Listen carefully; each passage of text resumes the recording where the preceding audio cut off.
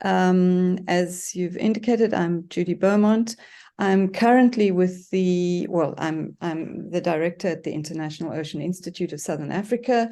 It's an institute that focuses on really building capacity and training in the ocean governance space. It's a non-profit organization linked to different chapters in the African continent. For example, there are different chapters in Egypt, in Nigeria, the Southern African in Cape Town, and an office also in Nairobi, and then other offices and chapters worldwide. So really focusing on ocean literacy in the ocean governance context and building capacity, particularly of early career professionals who are really finding themselves having to jump off the starting block at rapid speed and be engaging in a very complex science and policy world.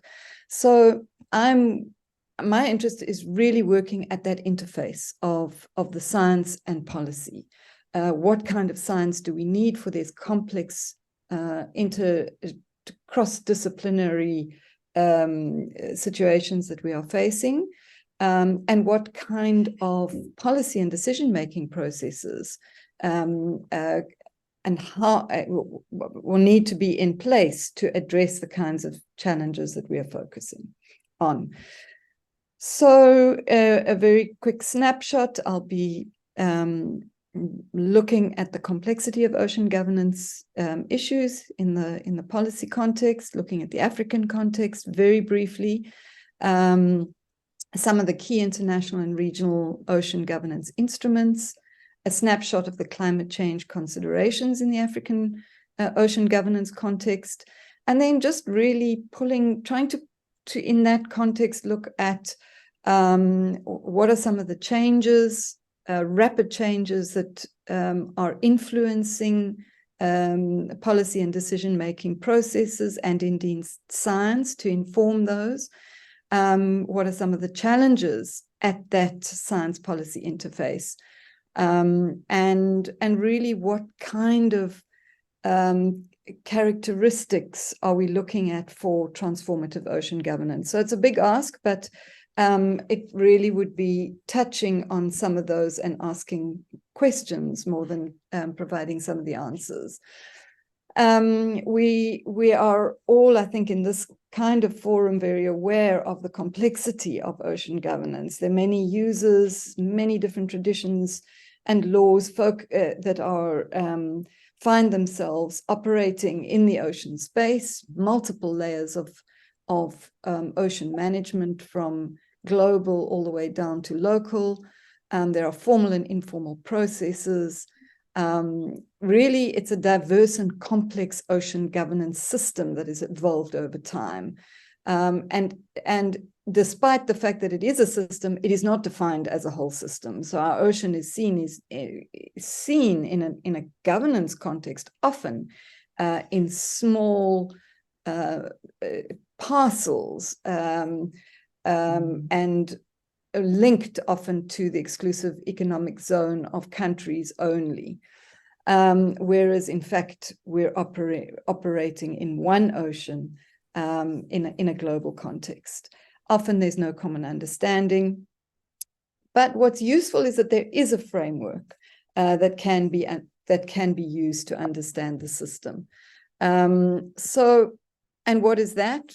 Very simply, that there are multiple users. I think we're all familiar. These are just some of them. And those multiple users are functioning, as I've said, in this complex system. Each of the sectors have policies or frameworks, often at a global, regional, national, and local level, and working at different scales, whether it's political and diplomatic, whether it's policy and legal, whether it's institutional. A complex system. And really, if we just look at some of the global and regional level legal instruments that are influencing ocean governance considerations. We've obviously got the UN Convention on Law of the Sea and its related treaties. We've got various multilateral environmental agreements functioning at international level, Convention on Biological Diversity, Migratory Species, International Trade in Endangered Species, Convention on Climate Change, the Sustainable Development Goals, etc. And that's only in the environmental sector, let alone what are the conventions, the global conventions in the fisheries sector, in the shipping sector, in multiple other sectors that are functioning and use the space of the ocean. At a regional level, there are regional seas conventions and protocols. And of course, as we've said, there are these multiple sectoral policy frameworks at global, regional, and national level. So it's a complex space. Just also to add to that picture at a regional level, we have the UNEP regional seas programs, for example, the Abidjan Convention in West and Central Africa, the Nairobi Convention in Eastern and Southern Africa, various other, the Barcelona Convention that includes African countries bordering the Mediterranean Sea, etc. In addition to that, we have the large marine ecosystem related structures. And I think this has been touched on yesterday, where, for example, the Benguela large marine ecosystem has a commission which functions to try to consolidate and get collaboration between South Africa, Namibia, and Angola on some of the objectives, some of the economic and environmental objectives guiding what activities are taking place within that large marine ecosystem. There's the regional fisheries bodies and management organizations, and there's the regional economic commission. So it's a complex and very busy space, as you can see from the small picture on the right-hand side. And what is important is understanding the relationships between these institutional and governance frameworks, trying to see collaboration across the boundaries of countries, trying to facilitate joint planning processes, trying to ensure that the most recent science is informing decision-making processes at the regional level, and of course seeking a level of alignment between what is happening at the national level, what is happening at the regional level, and ultimately how that locates itself within the global policy frameworks that guide ocean governance. So a complex space, and we'll get to the science policy interface that works in that complex space. From an African perspective, Africa has a huge coastline, rich in natural resources and biodiversity. There's the Africa Union Agenda 2063 that includes a chapter on the ocean economy. There's also the Africa Integrated Maritime Strategy that sets out Africa's blue economy strategy. And there are various assessments of environmental impact in the African context, both from a climate change and biodiversity loss perspective. For example, the IPCC, Intergovernmental Panel on Climate Change, sixth assessment report has a chapter on Africa, which is probably one of the best and most detailed assessments of the potential impact of climate change in the African context, on Africa. And of course, there's the regional assessment on biodiversity and ecosystem services, for Africa, which was done by the Intergovernmental Panel on Biodiversity and Ecosystem Services in 2018. That's slightly, that's 4 or 5 years ago, whereas the sixth assessment report of the IPCC was last year. So very recent. So there's once again, considering ocean governance and considering the impact of climate change and biodiversity loss, we're looking at a very complex situation in the African continent. And on the rise is the blue economy. Many countries on the African coastline are growing the economic sectors, consciously growing the economic sectors and looking towards the ocean economy or blue economy sectors to grow their economies, to provide jobs. And really, I think there's an economic perspective that the blue economies provide a huge potential for Africa's economic growth. And at the same time, we have the ecologists' perception and some of the environmental perceptions or science that is informing that, that many of the ecosystems,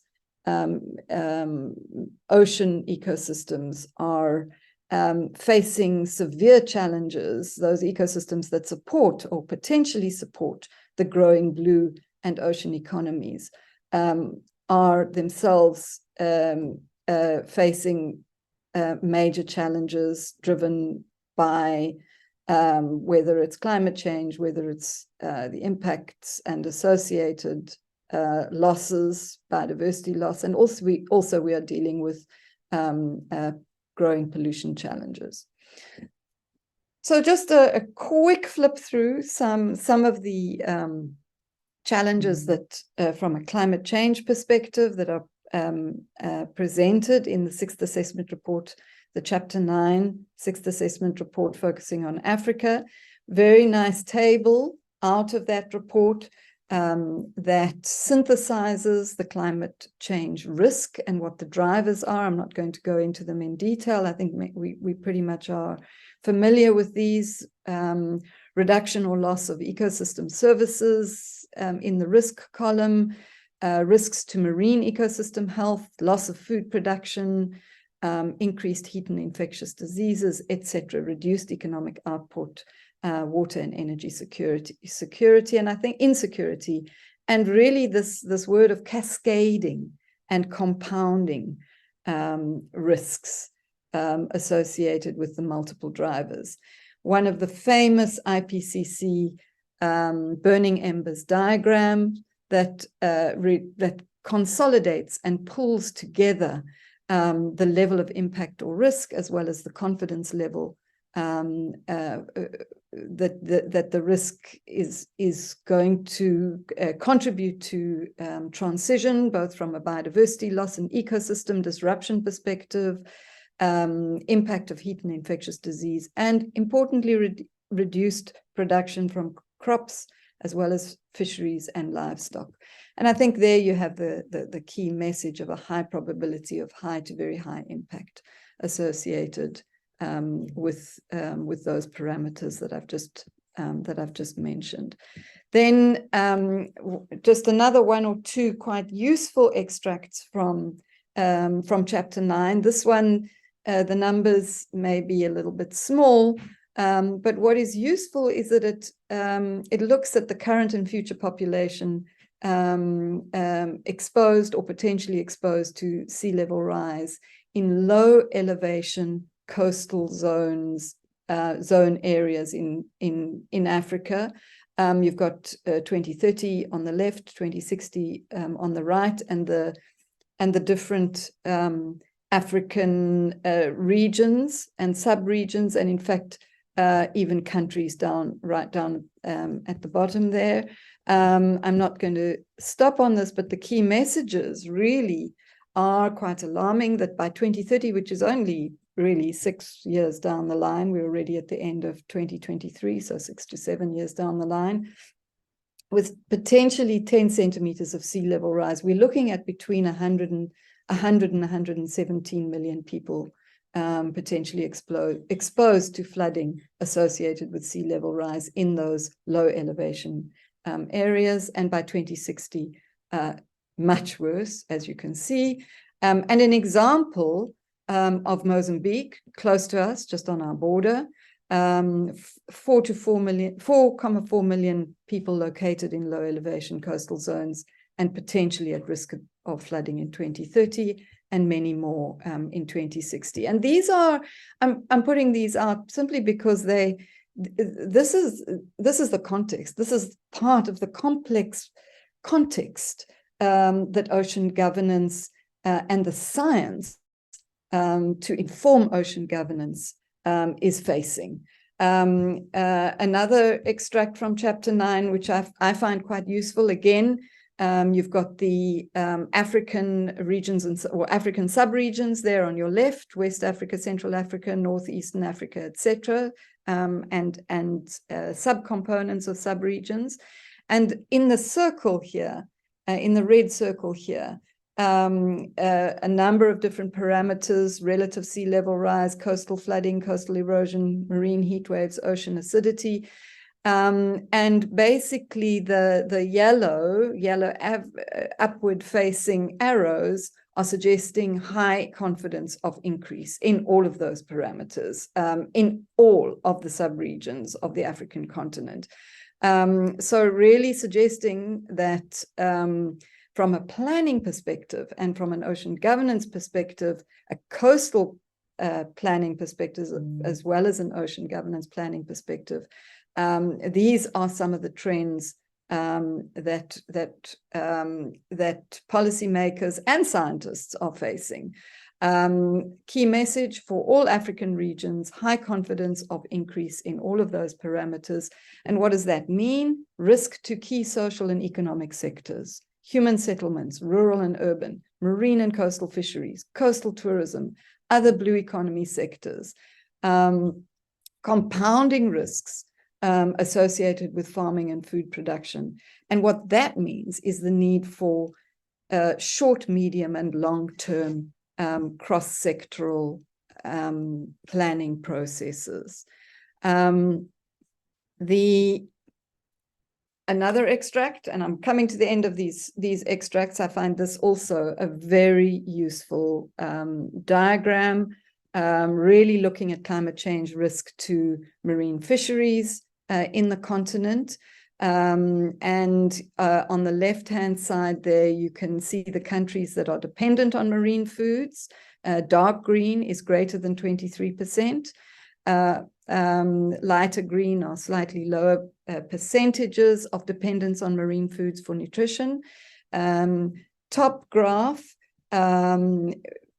is the risk or the impact, projected decrease in maximum catch potential. The top graph is 1.5 at 1.5, or I think 1.6 actually, if I can see it correctly. And the other one is global warming above 4 degrees Celsius.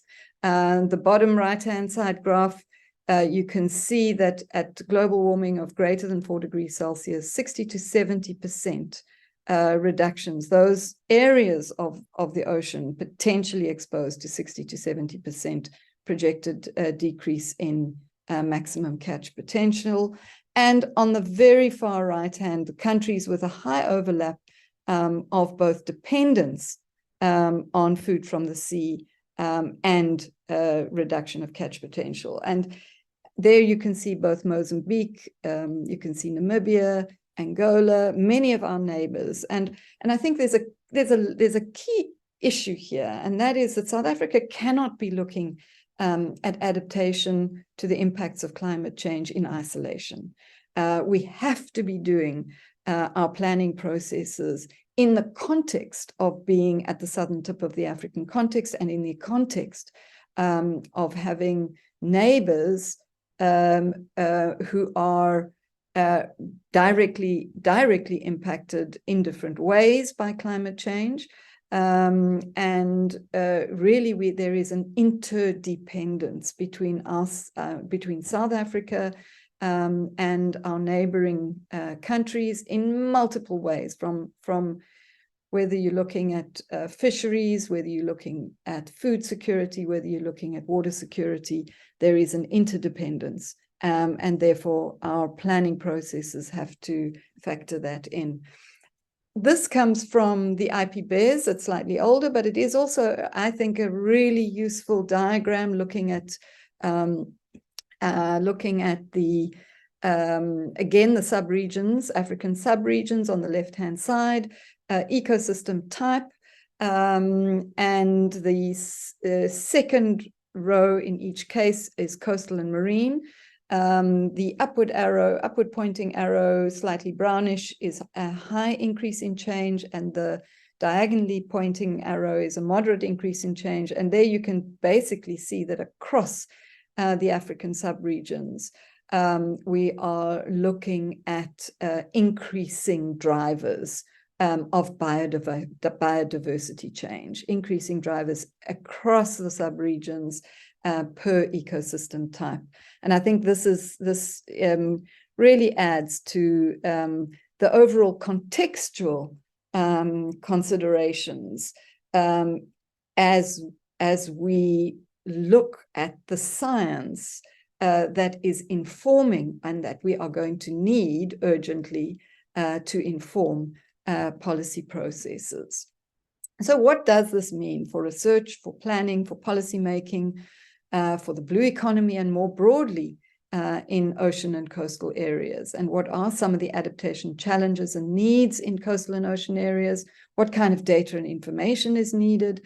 What legal or other planning instruments are needed to support these decision-making processes? I don't have the answers, but I think we need to be asking ourselves those questions. I'll hint on some of these considerations.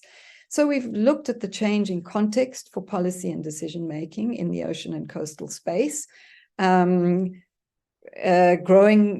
population and coastal urbanization, changing environmental parameters, rapid development in a time of great uncertainty. And I think that really is part of our context: great uncertainty and rapid change.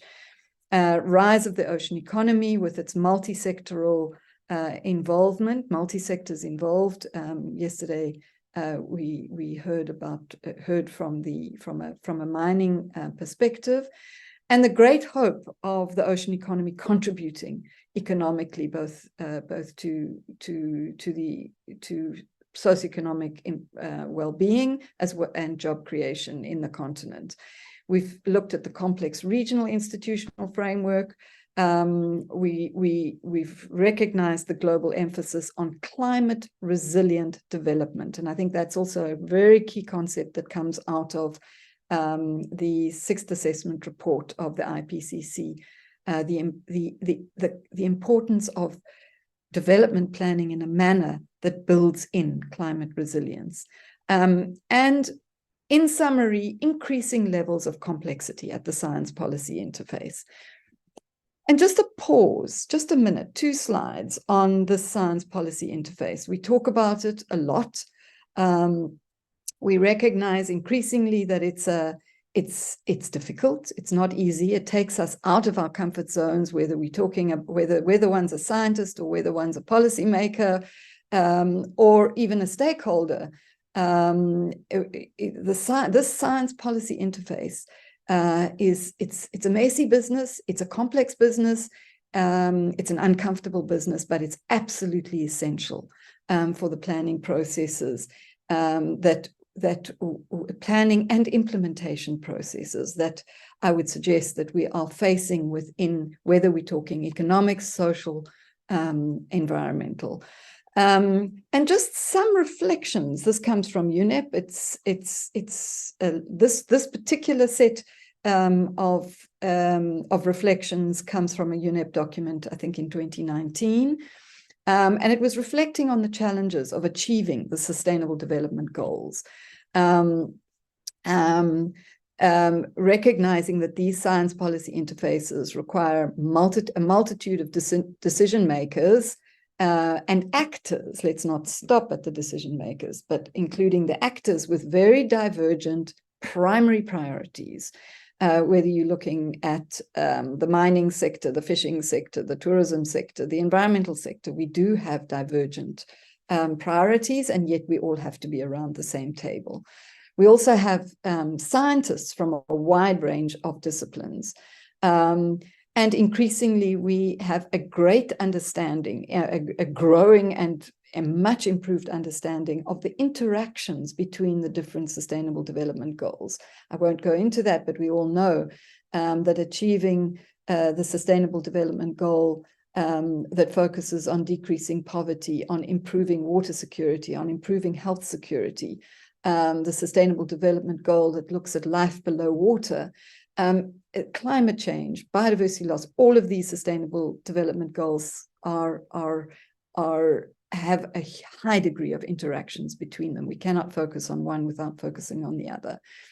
Focus needs to be on supporting policy implementation at the regional and country level. It is slightly easier possibly to work at the international level.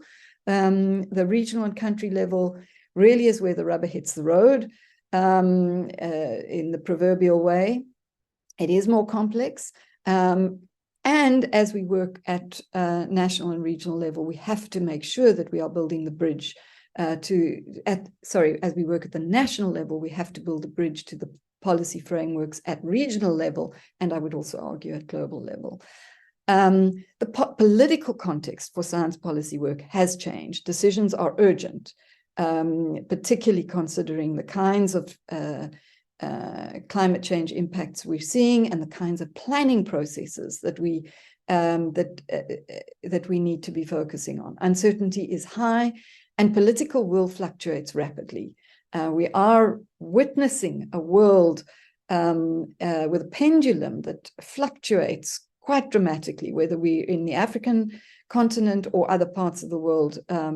This political will is a changing pendulum that is swinging, and policy processes are functioning.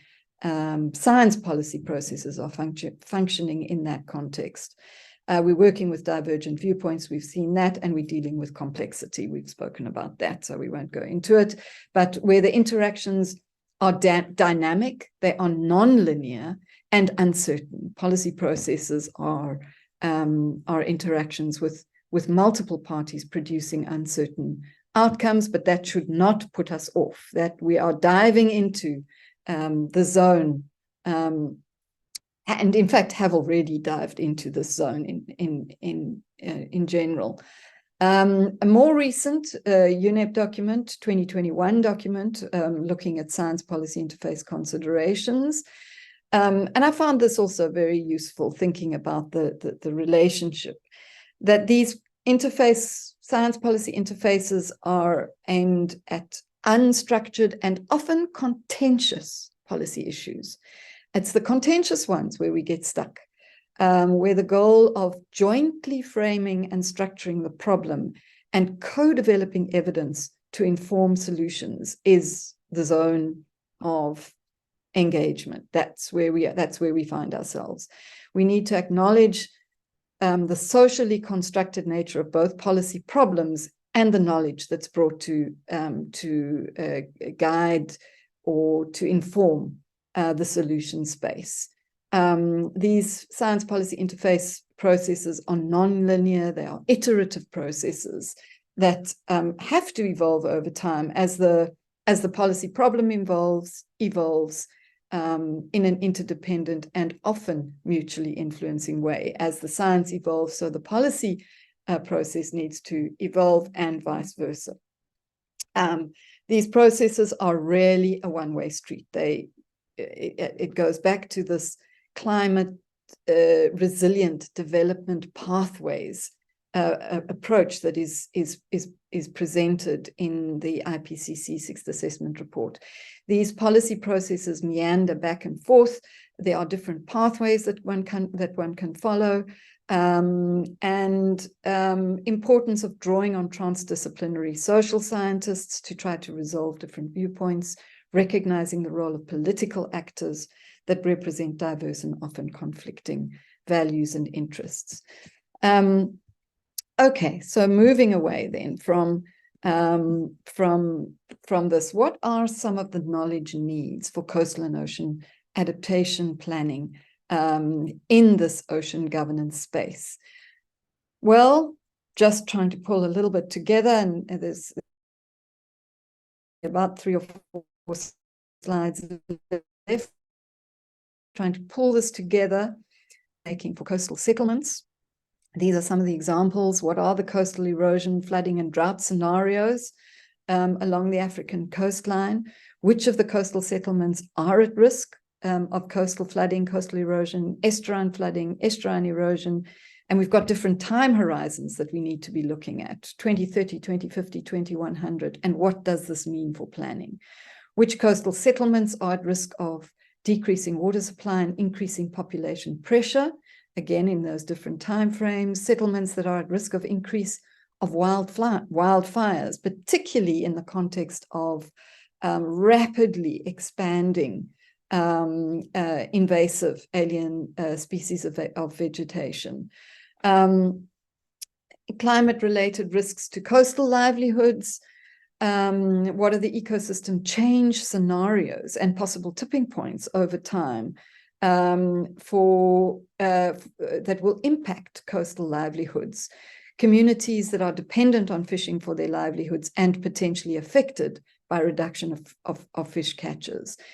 In the African continent, and particularly on the Western Indian Ocean side, which communities are dependent on both farming and fishing and potentially affected by reduction of fish catches and declining agricultural production associated with climate change. I don't have it here, but there are really important there's really important work that's being done by the FAO, Food and Agriculture Organization of the UN, looking at declining food production, particularly on the East African side, and how this links to declining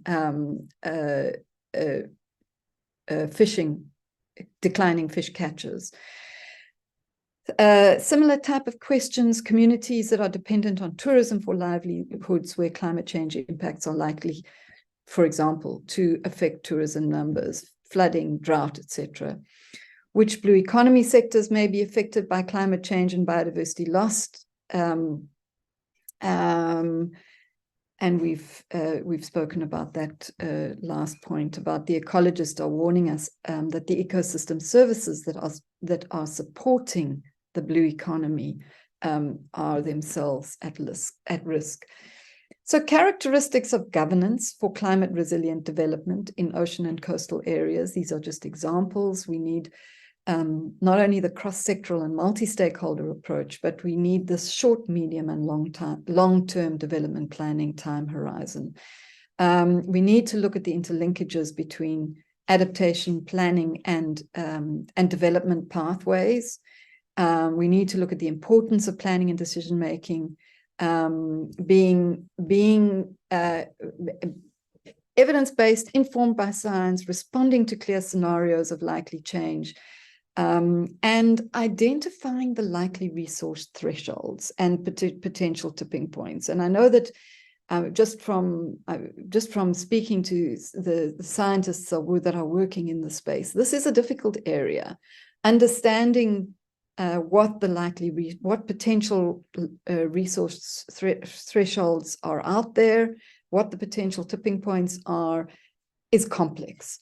However, very important to guide a more focused approach to planning and decision-making, rather than a very high level and generic approach to adaptation planning. Really zoom in to those red flag areas. Where are those areas that are likely to be affected soonest? Looking also at the timeframes. Let's deal with those communities, those areas that are likely to be impacted in the short term, and then learn the lessons, move on to those that are likely to be affected in the medium term. Take a focused approach.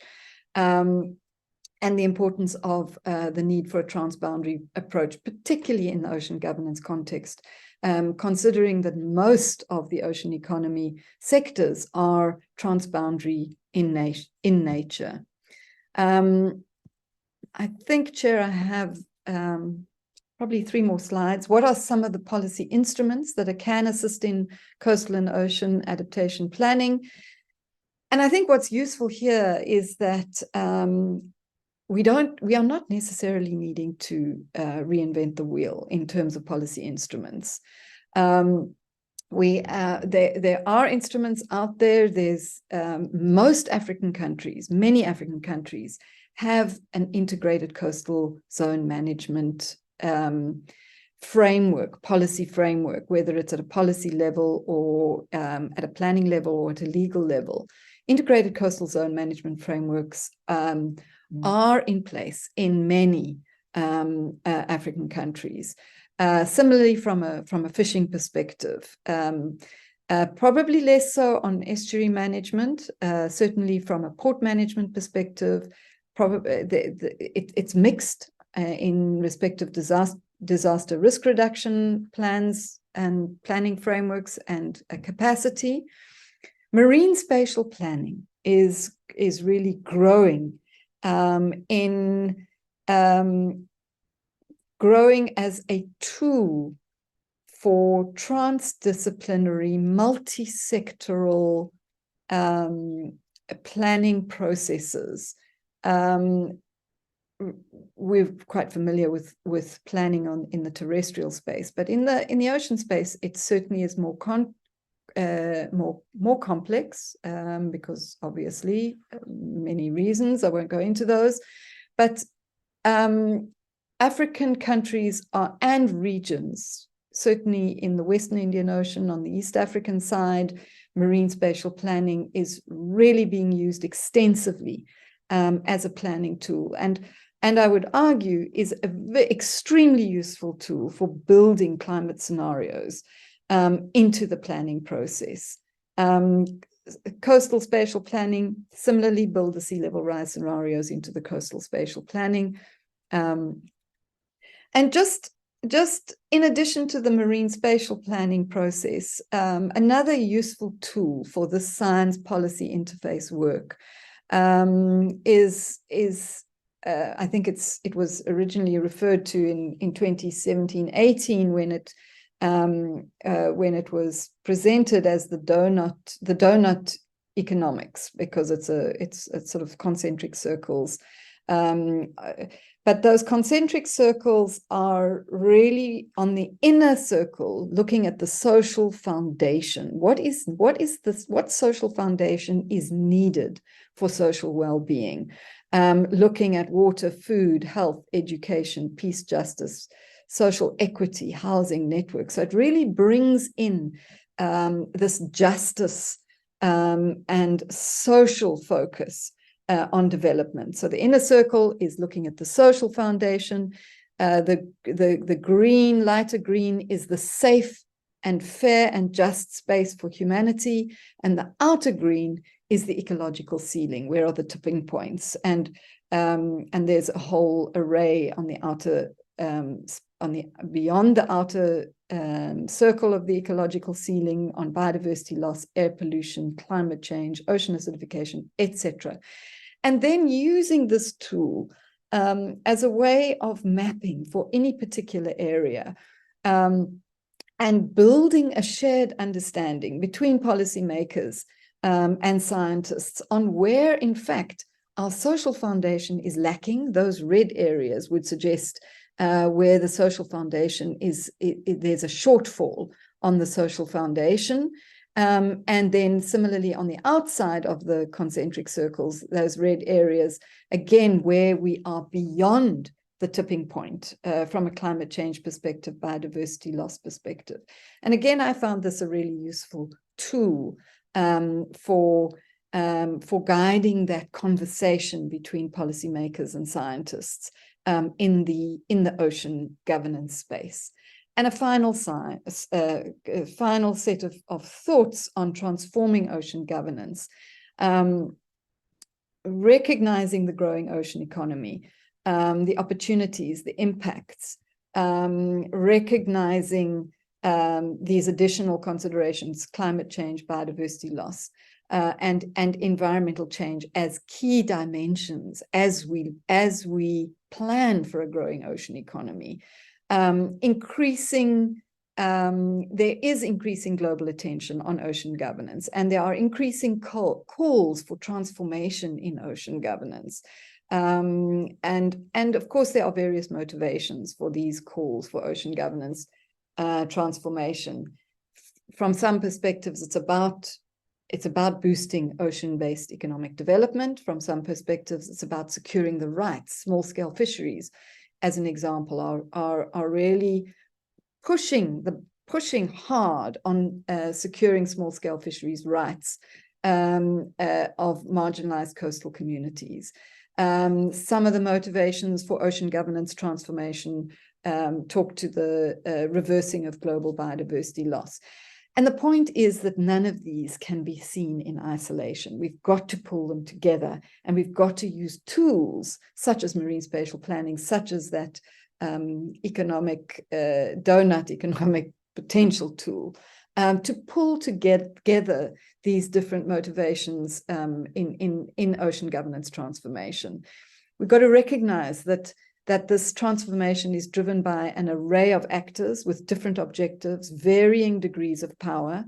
This power is contested, and these power dynamics shape these agendas. And what's important in a governance transformation process is recognizing that these power dynamics can create uneven distributions of cost and benefits that can facilitate or stall progress towards the goals that we are setting for ourselves. And as competing interests over ocean spaces grow, it's important to make the politics of transformative change very explicit. Each one of us, as a leader with agency, as a leader in our own space, whether we're a scientist, a science leader, a scientist, whether we're a policymaker, a decision maker, a planner, whether we're a non-government organization, a community organization, a representative in a community organization. Each one of us has a voice to make the politics of transformation and transformative change more explicit. And it's really a critical part of realizing equitable ocean governance. And a critical part in which to enable policymakers, scientists, stakeholders to jointly conceptualize and plan for the future. Change in available time horizon for planning. Yes, that is a key, that there is a change in the available time for the planning process. What used to be a medium-term time horizon is no longer medium-term, and that is a typo. It is now short-term. It's a short-term time horizon that in many cases we are facing. Thank you.